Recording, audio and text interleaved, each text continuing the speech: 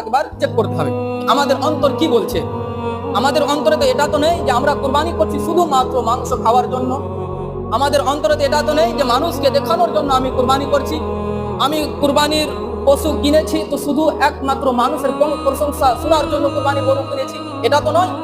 বেরাদার, যদি এটাই যদি হয় তো নবী পাক সাল্লাল্লাহু আলাইহি ওয়াসাল্লাম ইরশাদ করেছেন, সাহাবায়ে কেরাম রাদিয়াল্লাহু তাআলা আনকে ইরশাদ করেছেন, হে সাহাবায়ে কেরাম বোনেরা, তোমরা জুব্বুল হুজুন থেকে আল্লাহ তাবারক ওয়া তাআলার কাছে রক্ষা চাও।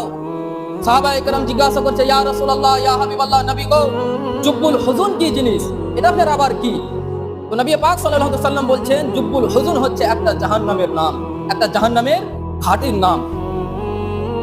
সেই জাহান্নাম, এক জাহান্নাম দিনে 100 বার সেই জাহান্নামের কাছ থেকে রক্ষা চাইছে, এত ভয়ঙ্কর জাহান্নাম।